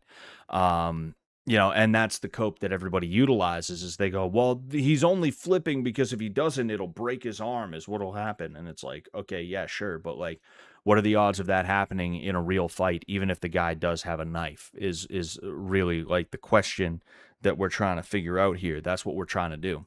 People are flipping around and flying all over the place, but maybe they don't realize this, that it would actually break their wrist if they did not fall that way. 例えば彼を手首をひねって倒すとき、後ろ受け身してね。これでももちろん大丈夫です。でも手首にかかる負担は回った方がエスケープできますよね。もっとわかりやすいのは肩を引っ掛けた場合、これでやったら肩外れるんですけど。Yo, dude, what the fuck are you doing? ロックが外れます。あとは回ることですぐパッと反撃ができます。So a lot of people think these techniques don't work if somebody just resists. Let's say if you're facing a very strong opponent. What is your solution for that? 実際に例えば小手返し、大きな相手に取ることはかなり厳しいと思います。ただこれも工夫があって、掴んだと例えばちょっと我慢してみてください。痛いんですけど、例えば耐えられますよね。そうそう。Please try to resist a little bit. 応用がテクニックが入って、もし絶対に倒したいんだったら、ここに足をわっと入れます。じゃあ次ちょっと関節技いきましょう。これですね。二強という代表的な関節技です。Again, like Jesse not understanding what people are talking about when they say that like they're not just going to let you do it. It's not that I'm going to let you get the lock and then I'm just going to be like, I'm going to tense up and like not let you do it. It's that you're never going to get that lock in the first place because I'm not going to run with my hand out like I'm trying to shake, right? That was the meme. That was the meme about Aikido back on Reddit. Back when like the martial arts Reddit was actually like a place where people would hang out, is like people would, whenever somebody wanted easy karma, they'd make a joke about like, so I met my girlfriend's father today and he extended a hand to try and shake with me. He walked towards me with it out extended like that, and my Aikido training kicked in and I did a whatever flip and he ended up hitting the ground and then I bowed. Like that was like karma farming on the martial arts Reddit back in the day, was making jokes about that. That and Turkish oil wrestling were the two things. They're talking about you, Scott. You're people on the internet. I'm not. 腰や足、バランスを崩すという目的で、なるべく手首に痛みを与えないで倒すのが身体操作、体の使い方です。中心に実際の現場でこうなった場合簡単に腕を回すってことは難しいと思います。で実際にあるのはこういうふうに掴む。ちょっとゆっくりいきます。こう瞬間でパーンっていくと破壊できるテクニック、はい、そうです。空手にもあるこの Similar to karate. So that reminds me of a quote that I heard, and it was said by the founder of Aikido, Morihei Ueshiba. He said that Aikido is 90% atemi or striking techniques. What do you think about this? で海将上柴森平先生は実戦では当て身が7、投げが3。実際の戦いで例えばこう手首をひねるよりもこう当て身を使った方がより実践的だという意味なんですが、実際に合気道ではでもそれかといって当て身のトレーニング、例えばこういうストライキングのテクニックをしているわけではないので、合気道の当て身というのは例えば牽制する動き、ここで相手の動きを牽制して他のフット投げに持っていくための This is literally just like they're just having a big conversation here. 合気道に代表的なこういう四方投げという技が Yeah. あります。 I don't know if we're gonna watch this this whole thing. What's going on, Luna Carter? How you doing tonight? Hope you're doing well. Man, I have a little bit over a half hour till that 2-hour mark. I think I might decide to play oh, interesting. I wanna see this. We're gonna watch something that seems a little bit interesting, but we're going to after that, excuse me. After that, we will oh man, I'm going down a rabbit hole here. I'm like looking at a bunch of different things, but itchy. Sorry, I gotta shave my neck. I'm doing good. What about you? I'm doing all right. You know, it's a late night stream. I'm kind of tired. You know, I worked today and then I ran around Boston, so I'm kind of like, you know, but I wanted to stream, so I said, fuck it. Ooh, excuse me. Jeez Louise. Anyway, so freely exploring Aikido applications. Oh, okay. So this is not going to be okay. This is not even real sparring. It says Aikido versus karate. So this is of course like that was clickbait. So what I would want to do is either go like that or try to get opening in there. But yeah. Or even go. Oh, I never thought of that one. Okay. All right. That's one of ours that we want to get it. Yeah. Oh, thank you. Oh boy. Oh boy. I thought that was going to be something that it wasn't. I am. Oh, this actually looks like legit though. Interesting.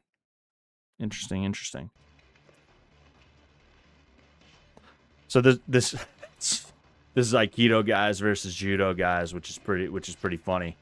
The way this dude's like trying to force everything, the way he's like running around. Oh.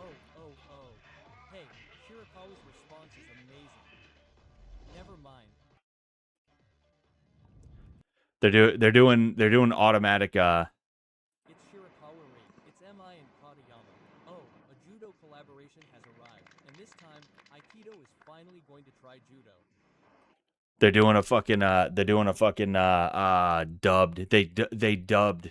There's like an auto dub. I just want to see, right? Aikido and judo demonstration. Okay, so we have first match here.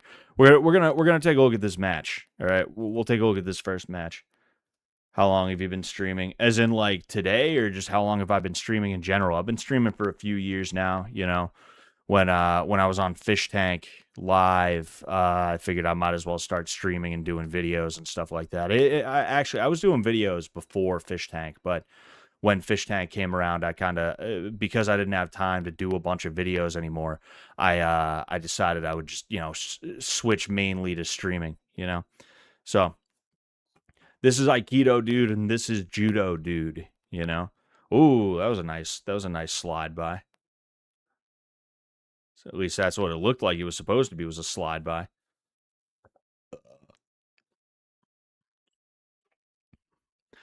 So you can just see that Aikido guy doesn't know what he's doing. He's not trying anything. He's just trying his best to like keep control. He's trying to move the guy around, and that's basically it, you know.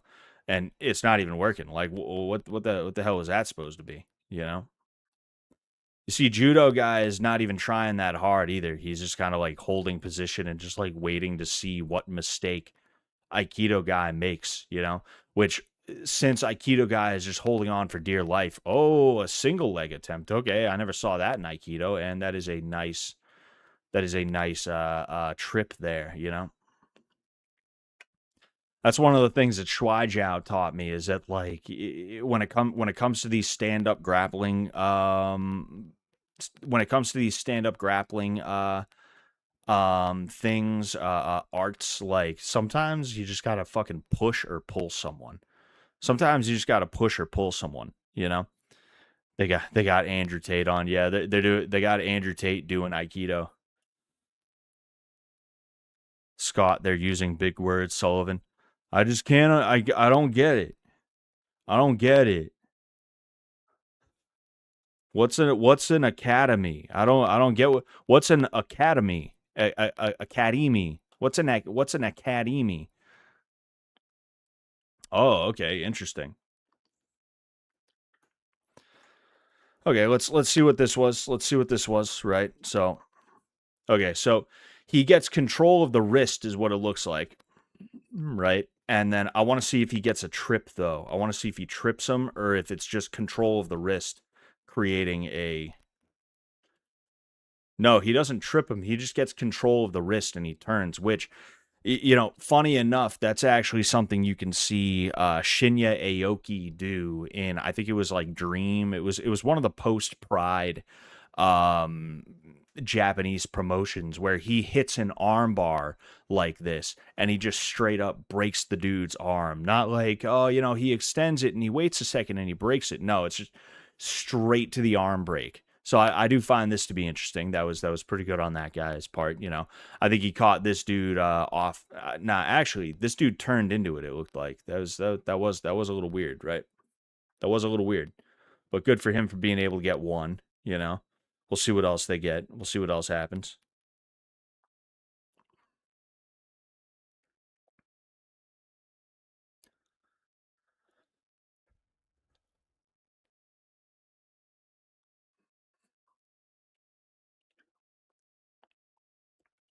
Again, like Aikido dude, you can just tell is really out of his element. It seems like he's starting to kind of figure some things out. Like, for instance, like a good place to try and get gi grips on him.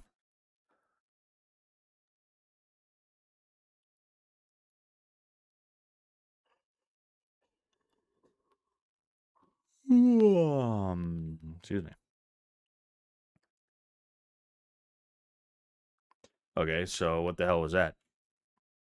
Okay, so I'm confused what that was. Okay, so he gets the trip, right? He hits the same lock on the arm, right? He hits the same hold on the arm, and then he hits a trip, and he's able to get the guy down, which is good. It's funny whenever you see these dudes do any kind of like whenever you see these dudes do any kind of fighting and they do well, it's not with their Aikido techniques, it's not with their Wing Chun techniques.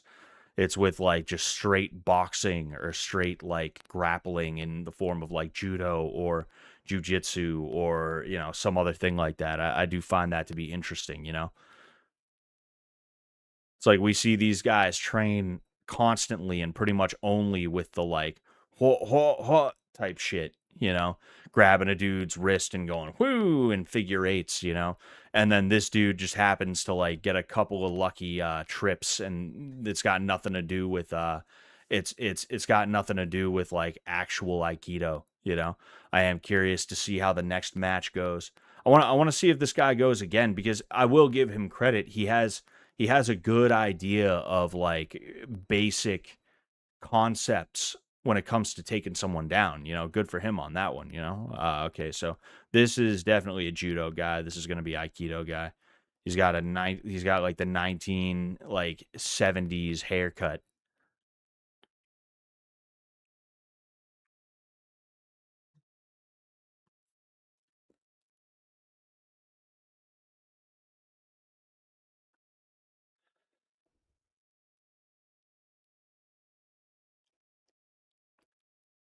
There's a sweep attempt, but it doesn't work because he didn't off balance Blue first. Oh, there it is. It's a nice throw. They're gonna replay it 5 times. All right, there we go.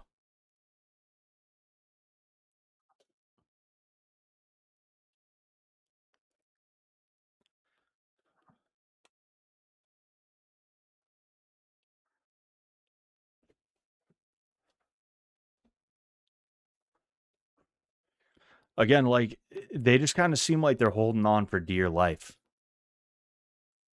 So he's trying to pull the arm across. I don't know. Maybe he's gonna try the same thing that the first guy did. Which I mean, hey, that's a winning strategy, I guess. You know. I don't think anyone was awarded a point there. I think that was just a dead ball kind of situation. What's going on, Zach? I forget if I said hello.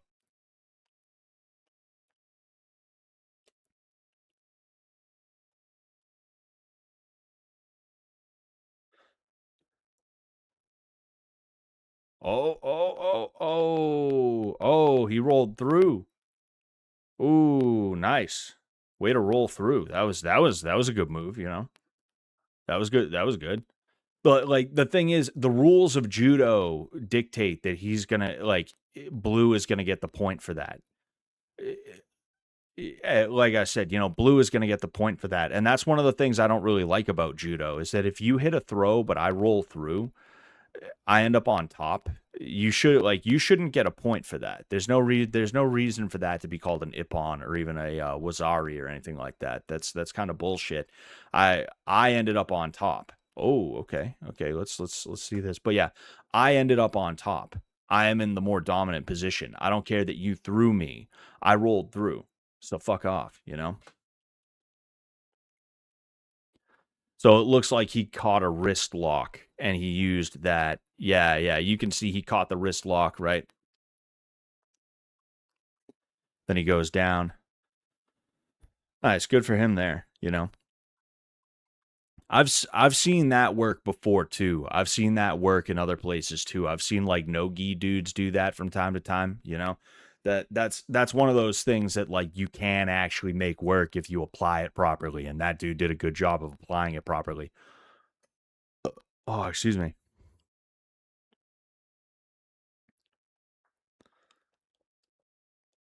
I want to see the end of this match right here, and then we're going to play a quick game of AoE.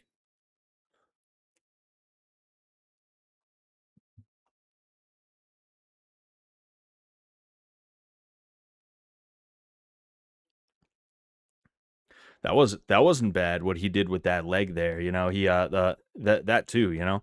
The thing is, I think Blue sees it coming and I think he's moving with it. I don't think it's that what was that? Did you go for a fucking drop Seonagi on him?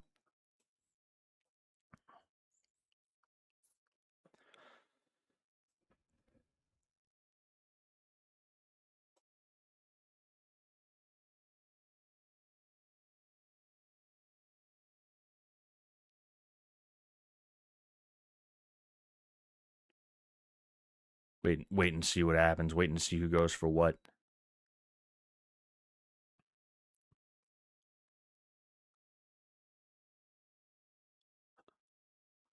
Oh, that is the end. Winner. All right. So it's 1-1 right now. We'll go and we'll see match number 3. We'll see match number 3 real quick. We'll see what happens there, you know, because I am a little bit interested to see who takes the series here.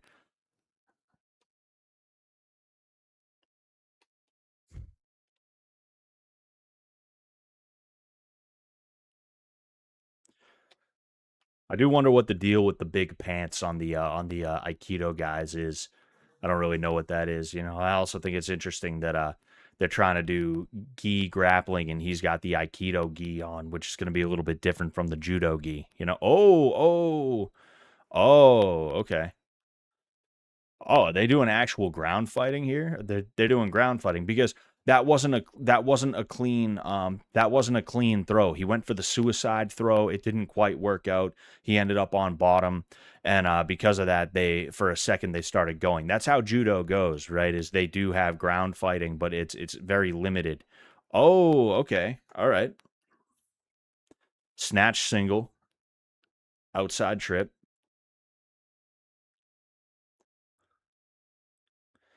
Yeah, he goes for a snatch single and a trip. That's not Aikido. That's definitely not Aikido, but you know what? Good for the guy for fucking hitting it, you know? He gets up, he puts his hands in his pockets. Holy shit, dude. Yeah, it's like, oh hey, we're gonna use our Aikido to beat your judo. Oh fuck, we're gonna actually.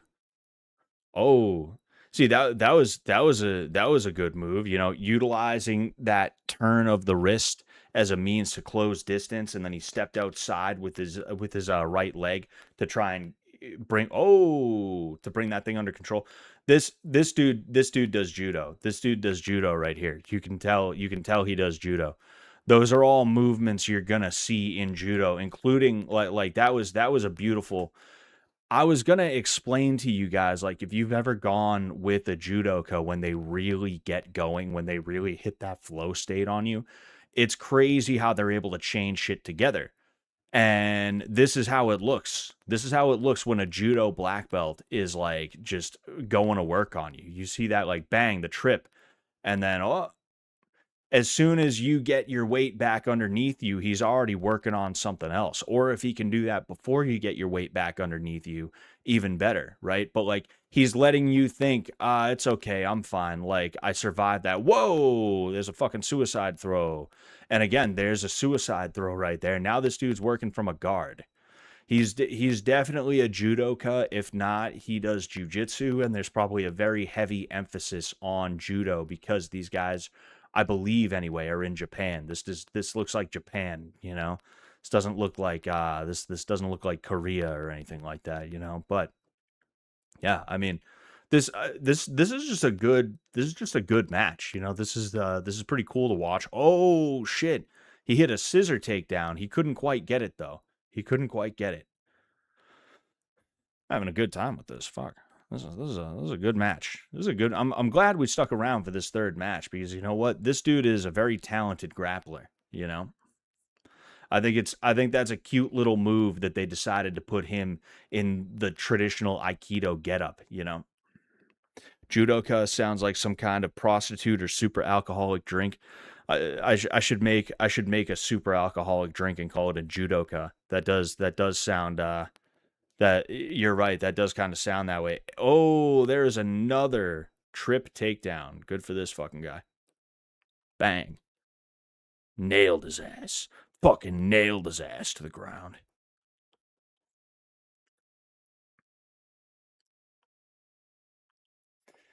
It is pretty sick, you know. Like I said, dude's doing a great job.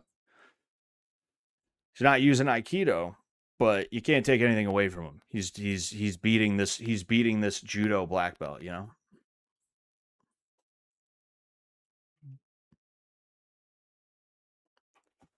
You know, it's always funny when Toby Turner likes something of mine on Twitter. I almost forget he follows me sometimes, and then he likes something of mine on Twitter, and I'm like, whoa, holy shit, fucking Tobuscus. I'm like, oh yeah, fuck, we follow each other. We're mooties. We're fucking moots. You know, that's it's such a crazy thing, and that's one of my favorite parts about like what I was involved in was all the people I got to meet and all the people I got to entertain, and you know, like the people, you know, the people that I know about that never knew about me, who now know about me through like being involved in Fish Tank. You know, that is such a really cool thing. You know, how come Aikido guys better at judo than judo guys? Beats the hell out of me. We gotta ask him a question. We gotta ask him about that. You know, why does this dude also look like a Happa? This dude's definitely a Happa. You know, that blonde hair, that's not, there's no way that's natural. Holy shit, Andrew Tate is not looking too good, man. Yeah, Ligma Legionnaire. You called that one out. He is not looking too good, is he? Oh boy. Oh boy. Oh boy. Yes, we are good there.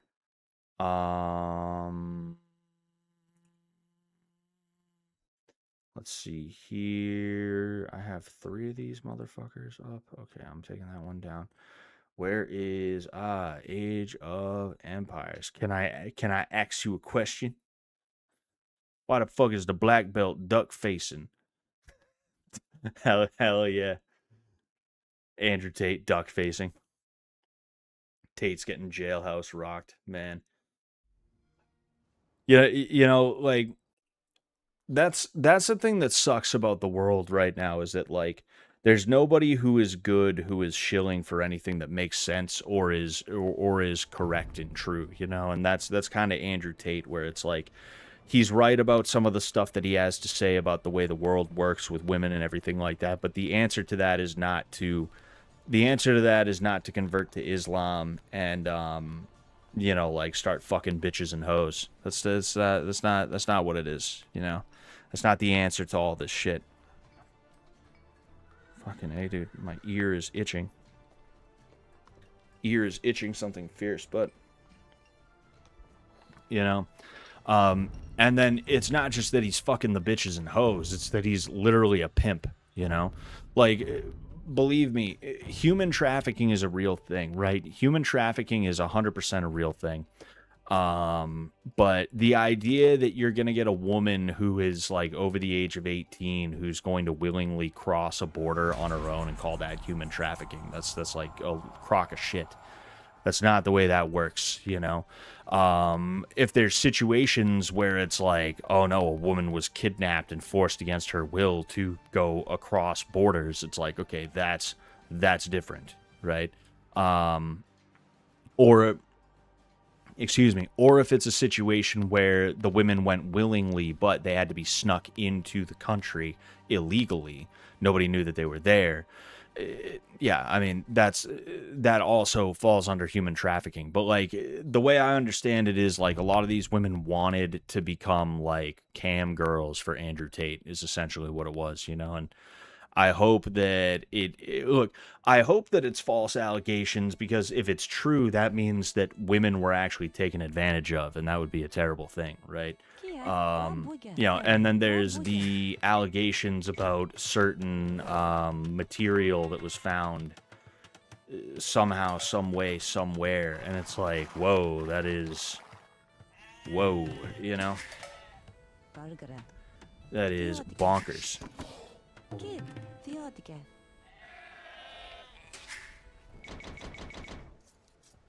Scott's wife was human trafficked to him, but it was different because it was with the Irish mob who were moral. Yeah, it was Whitey's guys. There's some stand-up dudes.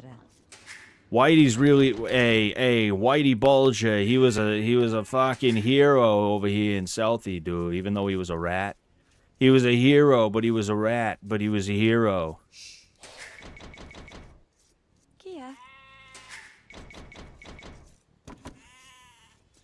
What if they go willingly, but then get entrapped and can't leave?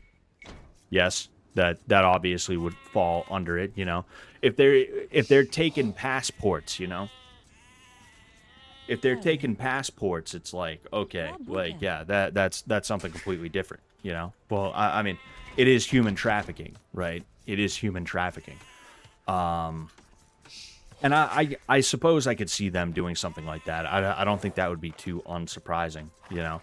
Because in their mind, that would probably be like the alpha male thing to do, is just like, walk in there and take her passport, take her passport and burn it in front of her. Then tell her to get on that Chatterbait app and start popping that pussy. Like, it wouldn't surprise me if that was what they did, you know. I don't believe like Lauren Southern talked about, like, I went there to discuss business propositions, and then I got drunk and we fucked, but it was rape. Like, I don't believe what Lauren Southern has to say about that, you know. I think that's the girl who cried rape, right? I think that's what that is. Nah, fuck it. There we go.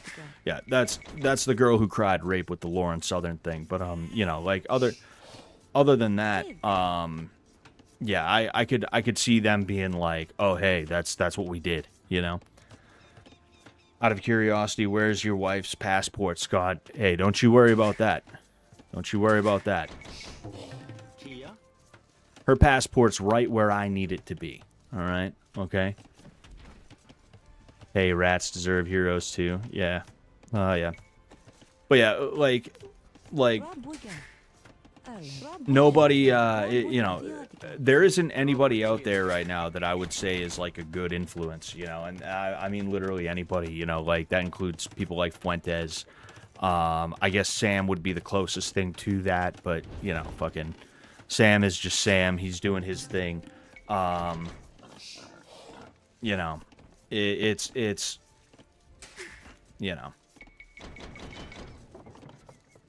The thing about Sam is that he's not like a movementarian kind of guy, right? He's not someone who's like trying to change things necessarily. His whole thing is essentially the meta-political, like, don't bother trying to change shit, just ride the tiger is essentially kind of what is essentially what Sam's philosophy, is essentially what Sam's philosophy on it all appears to be. It's like, hey, you know, you're not going to be able to change anything. Just you know, fucking do your thing, make your money, you know, don't be an idiot. Don't stay out of chat rooms, you know, because chat rooms is where you find freaks that are like, hey, you ever hear of the Turner Diaries? Like, that's chat rooms are where you find that type of shit, you know. You see, I'm doing that thing where I try to talk and play at the same time, and because of that, I'm not doing a good job at either of them. But the bottom line is, like, there's nobody that's really a good influence that's telling you how to change anything or, like, what needs to be changed or anything like that, you know? It's tough to find anybody. Ooh, oh, thank God. Over there. You over there. All right. Oh, shit. Clout farming rape. What the fuck, man? But yeah, like what I'm trying to say, since I have a little bit of downtime that I can use to fuck around with the. Oh, dude, what have I been doing? Son of a gun. 5. Okay, we're in good shape there. Yep, we are in good shape there for real.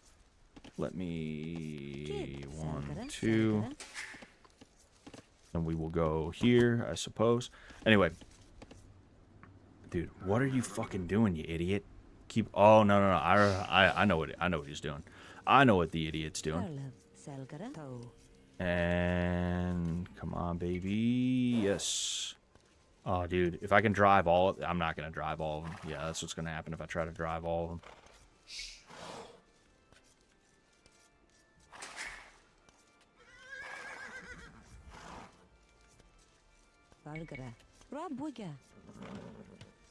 Trying to see if I can't drive this thing that way. Yes. Perfect. Now I gotta get over here before this thing starts walking back. Because once it walks back... Oh, no, you fucking idiot. Get over here. Perfect. And you get back over there. Alright. Yeah, there's no good role models out right now in terms of like how to live your life in as like a political ideologue, you know. Oh boy. Here we go. There's no good role models, you know. The closest thing to that would be Sam, and he doesn't tell you how to live your life as a political ideologue. He tells you to like ignore that shit and just make money, which is not bad advice. Like I said, it's more along the lines of ride the tiger than it is like, you know, hey, here's how we're gonna win, right? And there's nothing wrong with that. Get your ass over there, you fucking idiot. But like, you have people like Andrew Tate and everything like that, who their advice tends to be like, wait, what the fuck was I about to do? Oh yeah. Then you idiots over there, and then you are gonna come over here, as well as you. You are gonna go there. You are gonna go there. And then you guys are gonna help each other out. There's one role model, and his name is Scott Sullivan. I am the man. I am the man. But yeah, the bottom line is, you see, I've tried to share with you guys what the bottom line is for the past like 5 to 10 minutes. I'll finish what I'm talking about when I'm here. You know, when I'm done with this. Hopefully, it's not going to be too crazy of a thing. You know.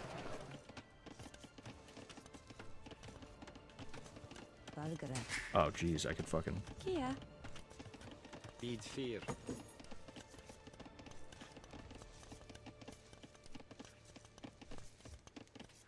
All right.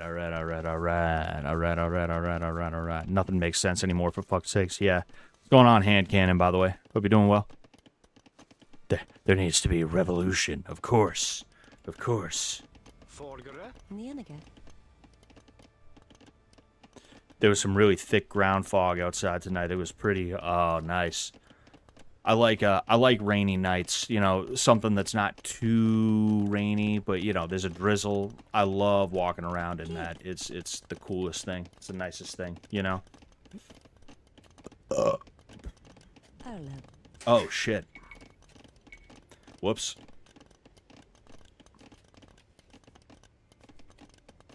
I forgot to do +2 in feudal.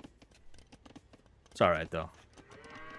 I'm pretty far ahead of this guy point-wise. I'm hoping that means that my economy is that much better than his. If I'm lucky, I don't know if I'll make it, but I have about a third left until castle. I might be able to get up to 650 stone as a means of getting a castle up outside of his shit. We will have to see, though. We will have to see.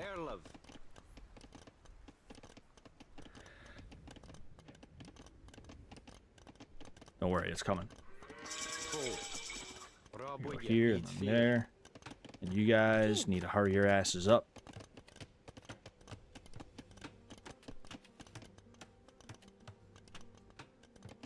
Go. Yep, less than 100. Then, of course, I need...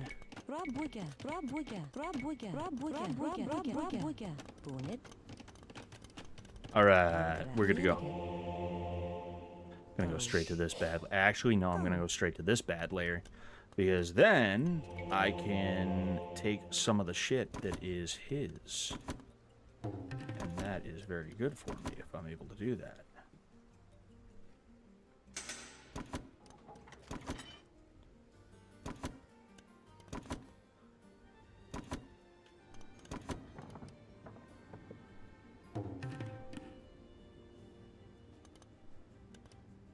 It's only going to be a matter of time before people realize it's not worth living in this world as it is. I got to be honest with you. I don't know about that. Not to be Mr. Blackpill or anything like that, but I just don't know about that because of a couple of different things that, like I said, I can explain after. You know, I will we'll go ahead and do that when I'm done beating the fuck out of this guy. What are you talking about? No stone. Oh my gosh. Boy, is that annoying. Wow, okay. Fuck. Whoops. Whoopsies. Come on. Oh, dude. Oh, man. You gotta be fucking joking, dude. You gotta be fucking joking. Wow, I done goofed. I done goofed. Okay, here we are. Let's fucking plant this bad mamma jamma. Luckily, this dude is still in whatever it's called. So, I don't even have to worry about that. This dude is still in feudal, so I don't even have to worry about it. It's not that big of a deal.